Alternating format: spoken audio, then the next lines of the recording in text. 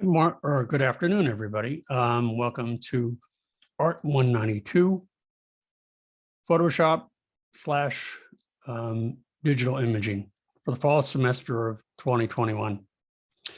Anyway, I wanted to expand a bit more on my thoughts on poster design, specifically posters for film cinema, which is the topic of your next assignment, and that is your midterm assignment, which will be due in a few weeks. Specifically, your movie poster the subject will be yourself. And that is, if you were to make a movie about your life or an aspect of your life or an event in your life, something about your life, what would the title be? And what image or images would you choose for that movie poster? Okay, so it requires some thought. We're kind of moving into the realm of concept now a little bit. We could have done that or focused a bit more on that with the first assignment, but I wanted to focus more on the technical aspects of it rather than the concept. You should be pretty familiar with the tools in Photoshop now and how to use them. And through additional use and experimentation, you'll get more familiar with them. And I think this would be a good subject to work with.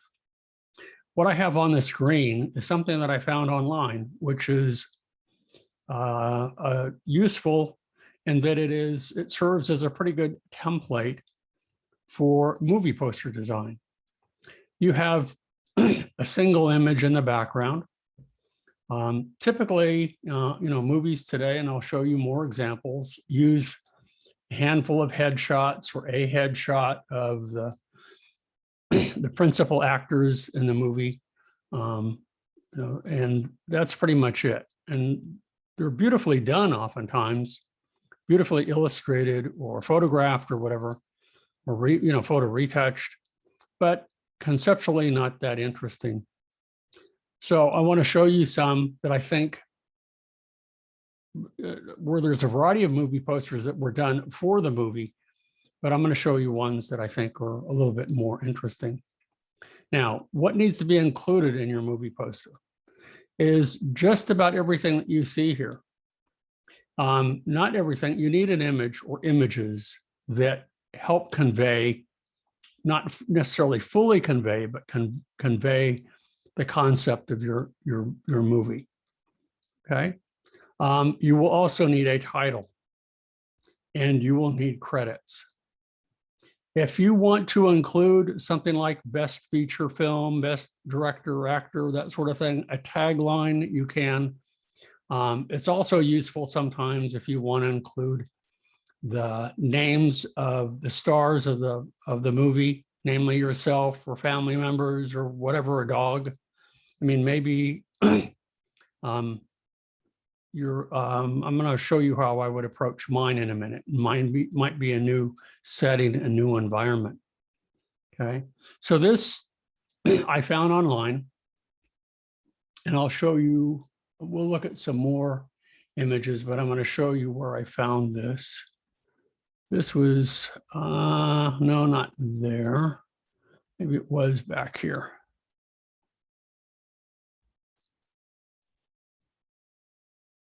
No, where was it? I know because I have a bunch of these windows open here. And I was hoping to find it on one of them, not that one. Let's go back to this one. If you do, for whatever reason, I can't find the damn thing. And I had it just a couple of minutes ago.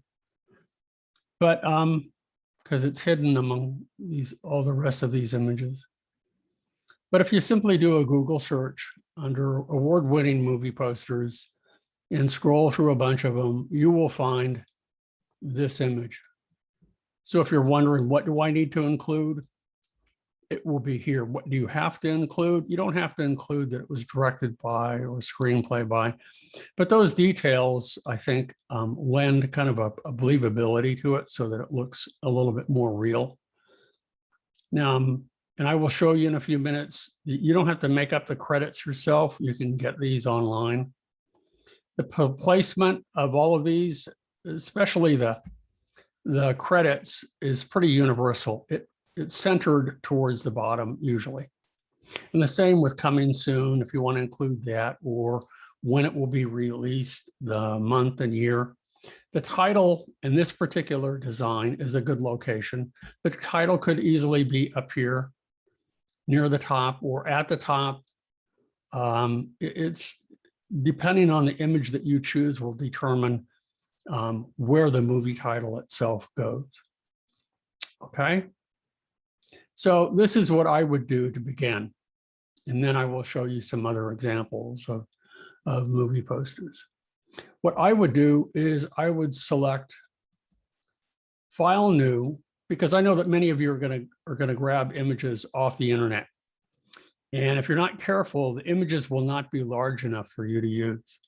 And that's what I want to demonstrate today, that which images will be useful and which images perhaps you'll need to rethink. So the way I would start it would be select brand new file. And the size that we will be using, we're going to make sure that it is set for print, even though we won't be printing it. We want it to be tabloid size. Tabloid size is 11 by 17. Are those the exact dimensions or proportions of a movie poster? Not necessarily, but they are very close, because if we were in the classroom, that would be the print size that we would be looking for. Now, depending on your computer's capabilities, I want a minimum of 200 pixels per inch. Really a maximum 300 would be ideal, not 72. 72 would be useful for the web, and that's about it. So once I have selected that, white background, we're good to go. I'm going to go ahead and click Create. And I just have a blank image. So let's say, for example, I'm looking on the internet and I decide that one of the principal images I want to use in mine happens to be a sunflower. So here's a sunflower that I found. And it's going to be the principal image for my illustration, my movie poster. Everything revolves around that. So I found it. And now what I can do is I can take the image and I can use the Move tool, drag it up to the new one that I found and pull it down and release. And let's see what happens. Nothing. I'm going to go back again. Try again. Pull it down. And it doesn't want to do it. So let's try again. I'm going to save that as, I'm going to save this as a JPEG, or just save it as a Photoshop file. And then that should work. For whatever reason, it doesn't like the GIF. So I'll save it on the computer. And I'm going to save it as, instead of a GIF, I'll save it as a Photoshop file. And now let's give it a try. So now it's a Photoshop file. I can click, I can drag up here to my untitled, drag down and release, and it doesn't want to do it. Why is that? Oh, maybe, let's go ahead and click that. Let's try this again.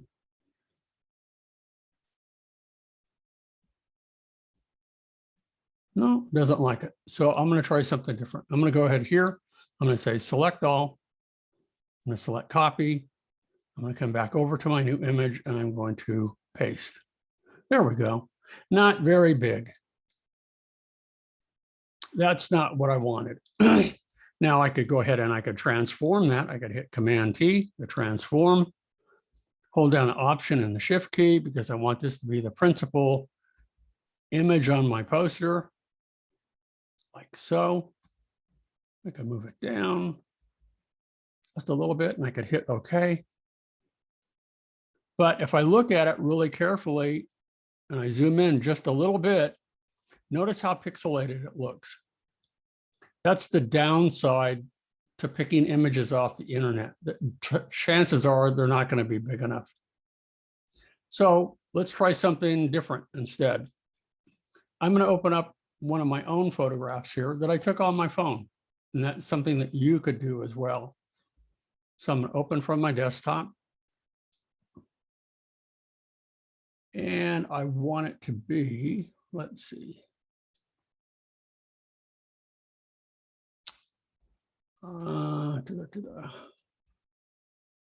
Let's go to date modified.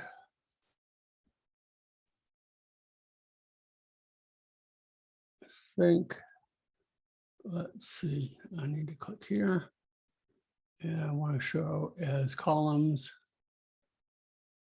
And again, I'm going to scroll down to find the image that I was looking for. It's right on my desktop.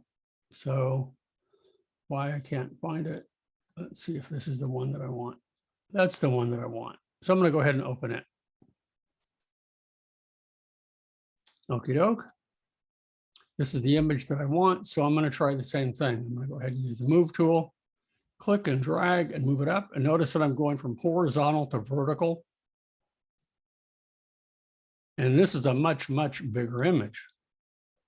So now I can zoom out a little bit. So this could work for me. I can go ahead and I can zoom out a little bit. Now I can hit Command T. And I'm going to shrink it down a little bit so that it fits the width. And I kind of maximize the height of this. In fact, I can go ahead and I can stretch this down even more. Let's go ahead and bring this down even more. So this is going to be the image that I use. But now I have a lot of other area to fill. Let me go ahead and enlarge that just a little bit so I don't have any area that needs to be cropped. There's a brand new feature in Photoshop that may help me, it may not. I'm curious to see what it's going to do. And it is, what I can do is I can take the background and I can fill it with a different background. And where that is done is I'm going to select the layer here and I'm going to go to edit and I'm going to go to sky replacement. I'm going to click here and see what it comes up with. Now we can select this one that I have up here, but notice it only fills to the end of the last photograph.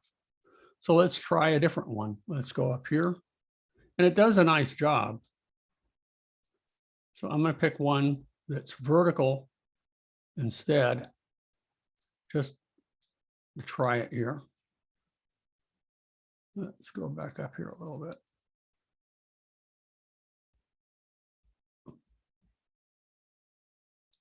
Computer's starting to get a little sluggish. That's not good. Let's try this one and see what we get. No, see, it's not going to work for us. So what I could do, and this would, this is a start, is I can just say, okay, I'm going to click OK. And click OK. And I've replaced the background. But now that background, because if I turn that off, notice that I can replace that with other images. I can also work with some other features here that may allow me to stretch this a little bit. So I'm going to select this image and I'm going to go to edit and I'm going to try to do, I want it to, let's see, it's under file. No, it should be under edit. I want it to, yeah, I want content aware scale. So let me go ahead and select this layer. And with that image selected, now I should be able to have access to it. And I do. So I come up here. No, it's not going to allow me to do that. I don't have content aware scale.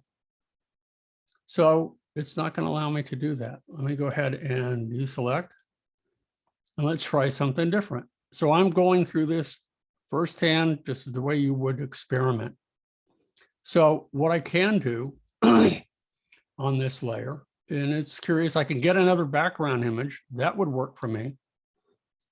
But what I can also do is like, let's try this. I'm going to go ahead here and Command T for this. Now let's move that. Yeah, okay. Now with that selected, let's try again. Yeah, I have free transform. I don't want to transform it. I'm going to go ahead and instead, I'm going to select just a section of it. Like so. Let's deselect. I'm going to select all of this like so. And now what I'm going to do is I'm going to try something a little different. I'm going to go ahead and use the content aware fill and see if that doesn't work for us. And if it doesn't, then I would have to go back. Yeah, not enough source pixels for it to work. So that's not going to work. So the last thing that I would have to do to fill all of that space is I have to find another photograph that will be big enough to fill in the space that I have in there. So otherwise, if I stretch it, it's going to look distorted. So if I go back to Command T and I stretch this up, okay, I need to, let's go back again. Let's select this. Let's do that. Select that and hit Command T. Let's stretch it. There we go. And maybe that will work after all. So I need to take that. And I'm kind of going off on a tangent here, and that's not what I wanted to do. But anyway, you get the idea that what I can do here is you have to be careful with this start image that you use for your background. You can see how that mine works for the width, but not for the height. So I'm going to have to go back in and modify that and make some changes. Okay. And then I can go ahead and I can add the text on top of it. Now, where would I find the images that I need for the credits? Well, if you do a simple Google search, and that's what I've done here, and you put in movie poster credits, and you select at the bottom here, make sure that you select images, and let's select more, because what I want to do, whoops, tools, I want to select size. I'm going to select large. Now, when I look at these, you can see that you have black on white, you have white on black. Now I have a dark image here down at the bottom. So ideally, I would want to pick a white background for that. So let me see if I can't find one. And if I can't, then I'm going to have to do some other work with it, and I'll give that a try. So let's try one of these. I'm going to scroll up. Let's try this one right here. Okay. And there's a bunch of others that are here too. What I want one, it would be ideally on a transparent background. So let's pick this one here. Okay. So I'm going to go ahead and download it. So if I right click on that, I can say save object as, or I can open in a new tab, or I'm going to say save image as. And I'm going to save mine on the desktop. And I'll save it credit. And I'll just save it on the desktop. Now I'll move this out of the way. Let's go ahead and put this in here. So I'm going to go File, Open. Let's find the credits. So again, if I look at the desktop, which is where I saved it, and we go and I switch from, I'm going to go back to list. And here are the credits ping. I'm going to go ahead and open it. There it is. Now I'm going to move it over to my new file. So use the move tool, click and drag up to here, click and drag down, release. Let's see where I put it. I put it in the wrong location. So let me undo that. Let's go ahead and close this. Let's go ahead and make sure that I have it above here, actually above here. So I need to go back again, go to the credits, click and drag again, bring it down, and let's see where it is. It's probably not in here, or it's probably the JPEG or something. So I'm going to go back again. For whatever reason, this isn't working. So I'm going to select all. I'm going to copy. I'm going to go back over to my image. I'm going to go back over here and I'm going to paste. And there it is. So it's a little bit too small, but that's okay. Now what I can do is I can hit Command I to invert. So that is in black. But then what I can do is I can try some other things here. I can go back here and I can go, instead of normal, I can select here, screen, so that it is white on the dark background. Hit Command T for transform, Shift Option. Let's make it a little bit larger. Okay, that looks pretty good. That's fitting pretty nicely. So now what I need to do is I need to maybe add, so that it reads even a little bit better, is I'm going to go under Effects and I'm going to add a drop shadow to it. And let's see if that helps it at all.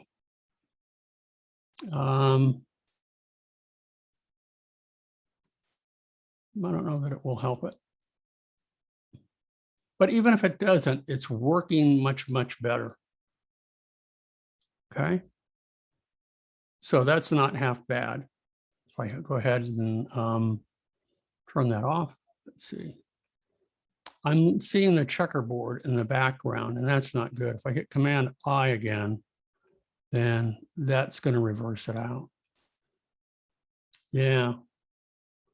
Command I. And then instead of screen, let's try another one. Let's try overlay. That's not working. Again, you just have to, try these and see if they work. Darken. Let me go back to the original one real quick. So I'm going to go ahead, Command I. So I have that one. It should be on a transparent background. And it's not. It said it is, but it's not. Maybe because I saved it as a Photoshop file. And when it was a ping, it was transparent. Let me go ahead and hide it. Let's try again. Let's go back to the credits, ping. And I'm going to try again. With it selected, I'm going to try to move it one more time. And then we'll call it quits. I'm going to come back here, come back over. And there we go. Why it's not separating, ping should be a transparent background. It's not coming in as a ping file. So you might want to play with that. I say what I could try to do then is switch to maybe multiply, and it's still not taking that away. So this image isn't working. So again, I'm trying to do this on the fly for you guys and experience some of the mistakes or the problems that I'm going to run into. And this is, it's going to take a bit of work for me to figure this out.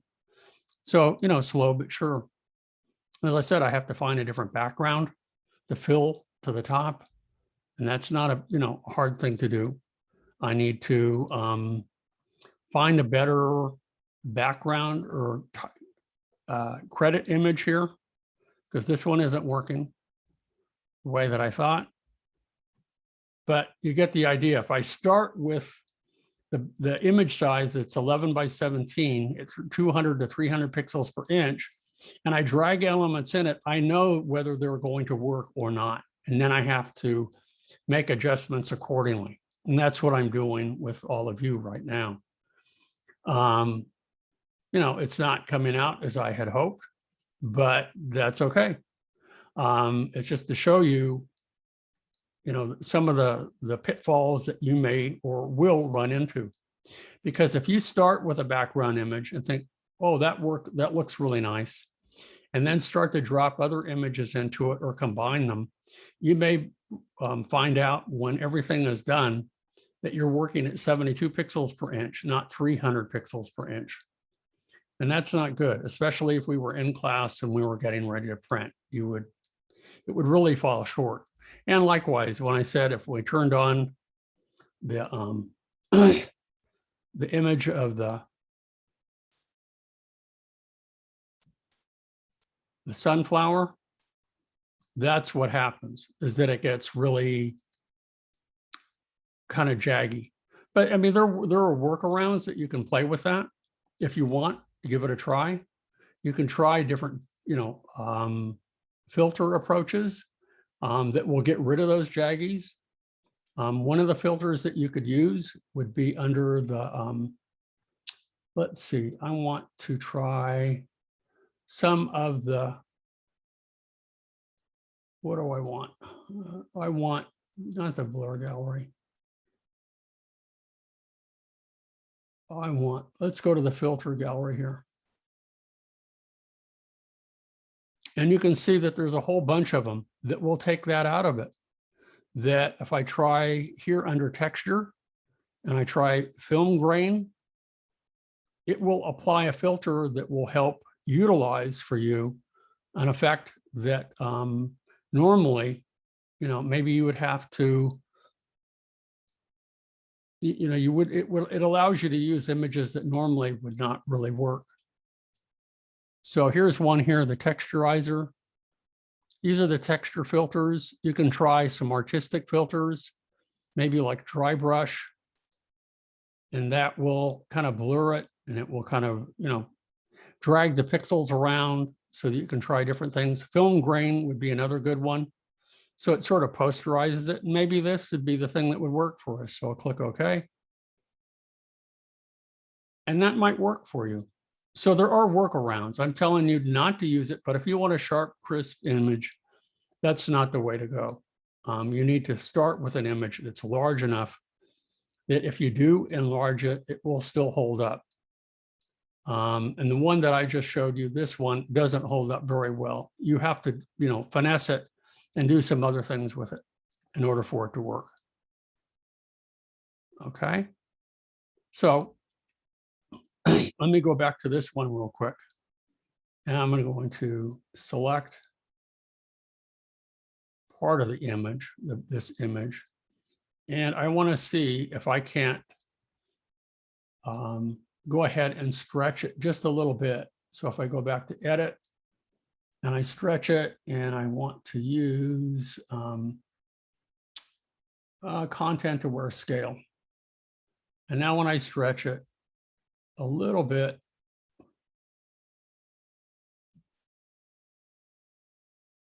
no, it doesn't look right.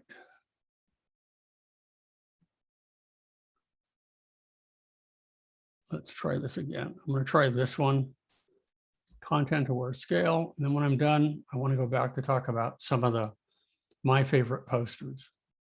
And then that will be it for my demo here. So I want content aware scale. Let's try again. There we go. So I can distort this a little bit and it will work. And then what I could do, so that's working now. So let's Command D for deselect. Let's go ahead and fix it. And I'm going to hit deselect. And now what I want to do is I'm going to select again a whole range of pixels. So I'm going to zoom out and select all of these pixels here, all the way up to this point, and see if I can't do the edit content aware fill and see if I can't do that. Okay. So let's see what it's going to do here. So I want to take, I don't want It's still doing its thing. See what it's going to do. You can see that the little wheel is spinning in the lower right-hand corner. Maybe it will work, maybe it won't, because I don't want any of these pixels down here to be a part of what I'm using. So I want to get rid of those.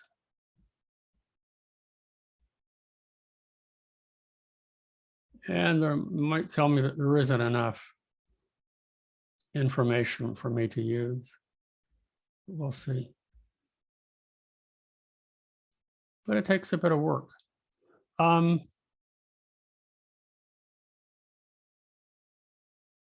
Let me cancel it.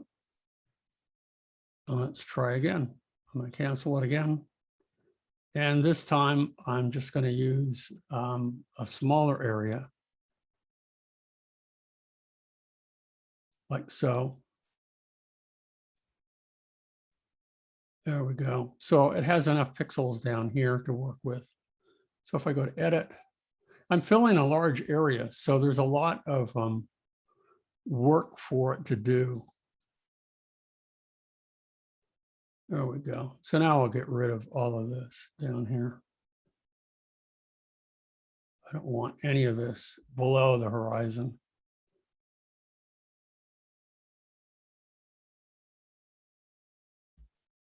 And hopefully it will generate the pixels that I need to fill up the top. You know, it's worth some effort here to give it a try. And if it doesn't work, like I said, then I have to hunt for another photograph with some nice sky in it and see if it will work. Well, while it's doing its thing, I'm going to come back and we'll come back to it. So here's the credits again.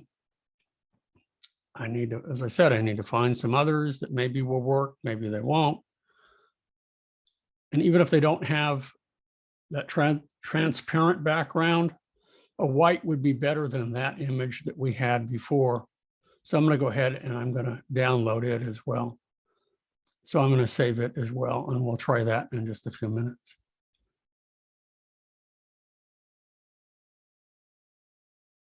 Trying to save it. We'll call it credits 2.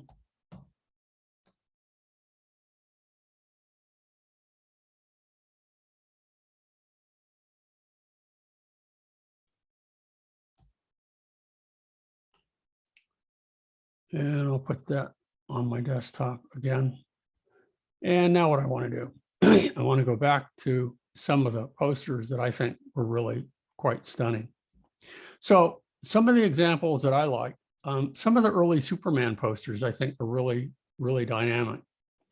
Partly because of the title that they used, for example, here, the 3D component of it. So that's not going there. That's not what I wanted. Let's try another one.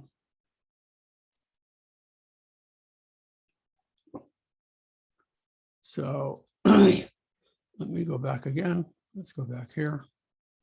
Zoot Suit is also another good one. And I already showed you the other day the Star Wars ones that I thought were pretty outstanding. Another one, let me try here. Let's go back. Let's go back here. I guess I have to go back. So I don't want it to go to my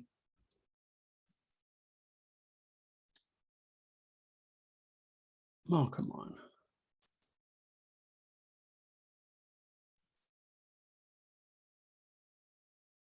It's not taking me back to where I needed to go.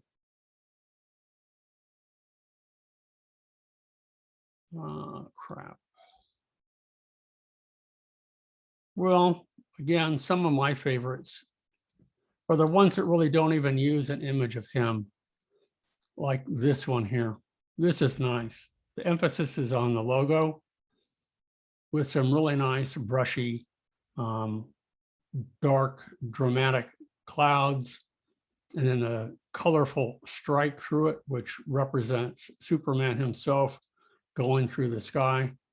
And the logo itself says it all. Notice that in most posters, your focus is on the center. So that's where we have that.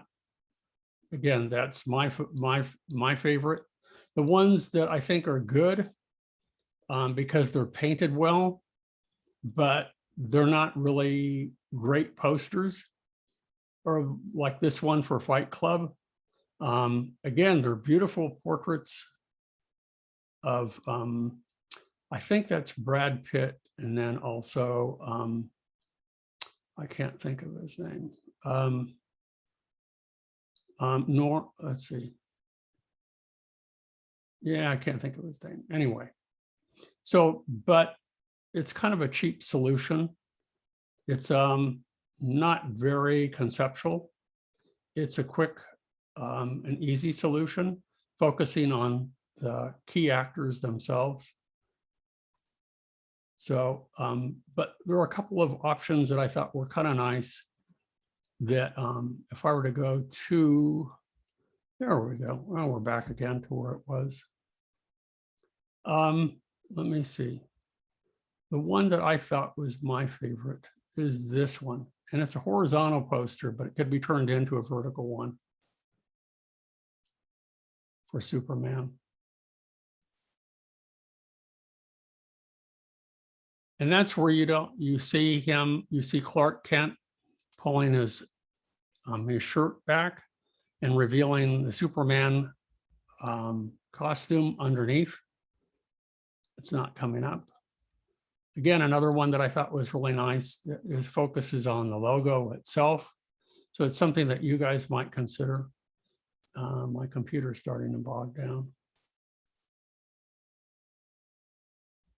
So let me try something different. Let me go ahead and close that. There we go. Let's look at my Pinterest ones here. We can come back. I showed you a number of these the other day. So, but again, some that are really very memorable are the ones like Silence of the Lambs. And again, it's a very simple static image. Notice the title is near the bottom. The credits are near the bottom. But what really draws you in is this moth, okay, over her mouth, replacing the mouth. It's kind of a classic, really, really stunning, beautiful piece.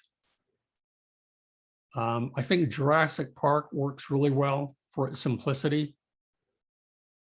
Okay, so if you have an image that you want to use as a silhouette and then design the title around it to make sure that it works with the rest. Very basic colors. Notice the red and the yellow, they really pop. They're good colors for posters. And I use that term a lot, to pop, that it really, really jumps off the page. It captures, grabs your attention. Now this one for Traffic, I don't think conceptually is very good. But if you wanted to depict all of the leading actors, notice what they've done in kind of a semicircle. And typically the way you read posters, the way that you read paintings is much the same way that you read a book. We, at least in our Western culture, we want to start at the top left-hand side and go to the right and down. So that's what we're doing. We're looking here. You follow the heads down around to this image down here.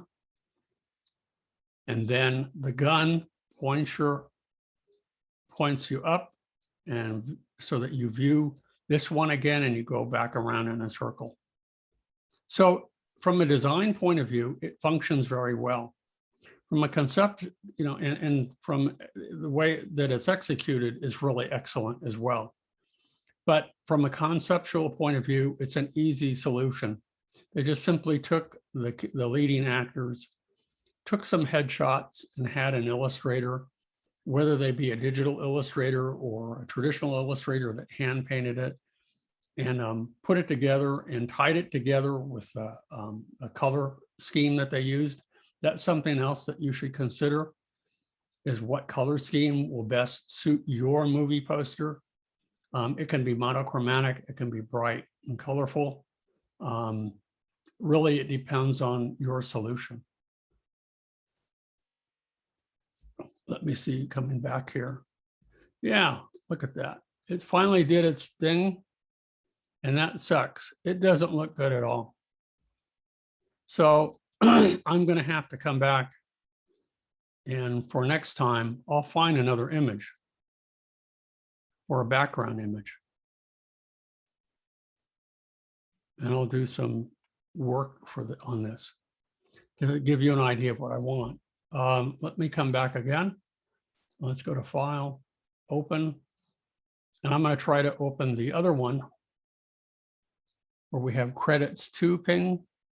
Let's open that.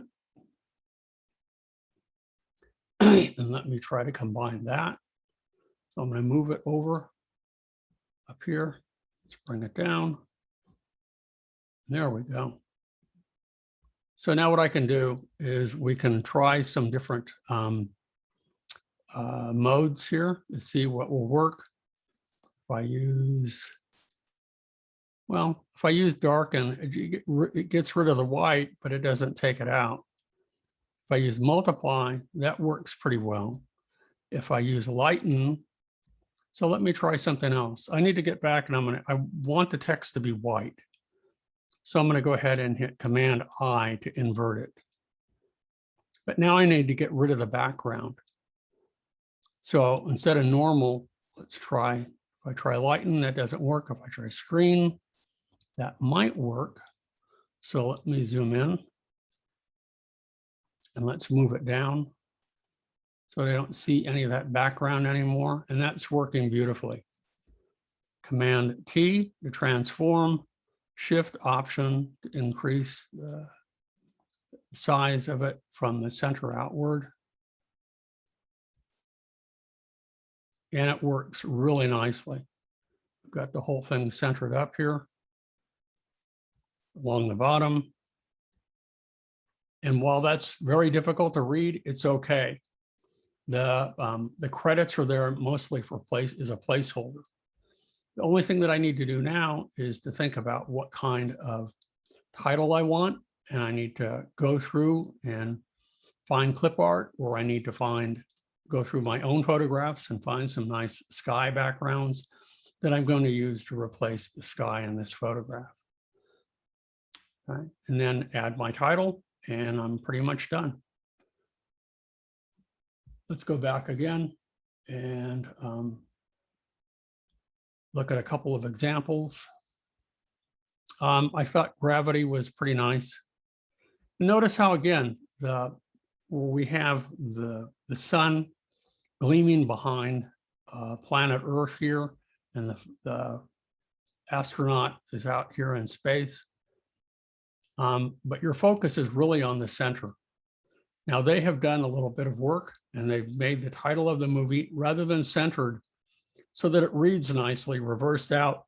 They moved it slightly over to the left, and they moved the credits over to the left down here too. And in this particular instance, it works very well.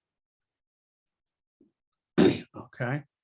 They could have had the title along the top, but again, the title and the credits, they have a weight to them. And if they're placed near the top, sometimes your movie poster will appear kind of top heavy. And this adds an actual visual weight to it, and it looks like it belongs there. So that works pretty nicely. The one for Close Encounters, pretty traditional, it was illustrated. But again, notice how everything, the spaceship, the little mountain, it all kind of draws your attention towards the center, as well as the road and the 1-point perspective. It's all drawing you towards the middle. Now, in this particular poster, they don't have a room for credits, but that's something that you would have to do for yours. So maybe Close Encounters would work well up here. I don't think so. It would ruin the illustration, but it could be a little bit smaller. We could have room for a small group of credits down below. Okay, so that would be another option. As I said, kind of hearkening back to my days as an illustrator, the Raiders of the Lost Ark, the Indiana Jones movies, as well as the Star Wars movies are some of my favorites. For single image movie posters, I think the one here really works really beautifully. Okay, again, it's a focus on a central character. Some of the, with Clint Eastwood. And where they kind of ruined it by putting the secondary players down here. But again, there was room for credits. And immediately this is a Western. It's backlit, so there's a little silhouette here. And that's all that's needed. It really speaks volumes. It's in its simplest form. And it goes back to what I was saying on Monday, that really what the movie poster is, consider this, that movies are comprised of thousands of still images that play at 24 frames a second that create the illusion of motion. And what you're doing is you're still distilling all of those frames into one frame, into one single frame that helps tell the movie, tell the story of the movie. And as a part of that, when it's done well, it doesn't work in all instances, but when it is done well, that the title of it will really help. Like Raiders works really well. Close Encounters worked well. Raiders I especially like because it harkens back to a day in film when there were serial movies that would play every weekend that kids would go to for a dime and see them one after another, week after week after week. And this is the look, kind of a retro look that they gave it. And the Superman three-dimensional title really is extremely strong as well. That's not to say that some of the others that use, more like the Green Mile, okay? But notice how they've placed the images between green and mile, and they've reduced the size of it doesn't have to be the same size. And if you remember what I was talking about type, I talked about small caps. That's what they've done here, so that you have an initial cap for the G and the M, but you have small caps for the green and mile. So the Green Mile, along with the two images in the middle here, reads as a single unit, not as separate words. It reads as a logo. And then that they've letter spaced or used the tracking to stretch out Tom Hanks. So it's very small in terms of height, but it's stretched out to fit the width of the movie poster. And then they've also added, the other anecdotal information in the space here away from his eyes. It's sort of a tertiary read. And they've reversed out the credits down here. And again, they're almost illegible, but they're there as filler. They're there as a requirement by contract, why they need to be there. So that's why that works. Okay. Another thing that works nicely, and I found this in some other examples that you might want to consider, is that if you have one principal image and you want additional images, that what you do is you pretty much silhouette it or a good part of it, and then you can place the others. And notice that they're stacked kind of a contrapuntal form, that he is facing to the left, he's facing to the right, and then he's facing to the left again. Okay. So that it balances itself out. If they were all facing to the right, your eye would be left off, would be led to the right, and so on and so forth. But they balance one another quite nicely, leaving room for the title. And if they wanted credits, there would be room for the credits as well. So that works pretty nicely. Okay. I thought for a single image, I mean, I know it does it all. It kind of fits with, The Martian. I like the title and that they're using a typeface that really brings home, no pun intended, a more technical look to it, kind of a And so it's sans serif, it's kind of really squared off. And they have the single image in the background, okay, with Bring Him Home on top of it. Okay, that's really the subheading. And then with The Martian placed below it with Matt Damon. So it showcases Matt Damon, but still how they have worked all of it, these elements together in kind of a unique placement are really quite nice.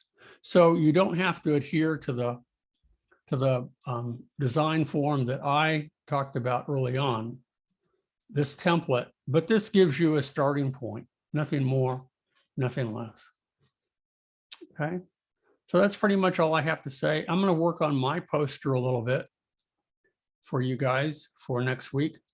And we're going to start next week with lesson 9, which covers more complex compositional devices. And it, by happenstance, kind of has to do with a poster, a movie poster set for kind of a Halloween kind of scary approach. Almost like a, it was, if I remember correctly, it was like the Frankenstein movie. So that will be our next one that we'll tackle, the exercise that we'll tackle next week. So if there aren't any more, if there aren't any questions, that's it for me today. And I'll go ahead and I'll pause the recording. I'll say goodbye. If you do have questions, please let me know and I will stick around. Okay. I hope you guys have fun with this next project. You should be feeling a little bit more comfortable with Photoshop now. And rather than have Photoshop dictate to you what you're going to do, you know, let your imagination run away with you and just have at it. Use Photoshop as a tool.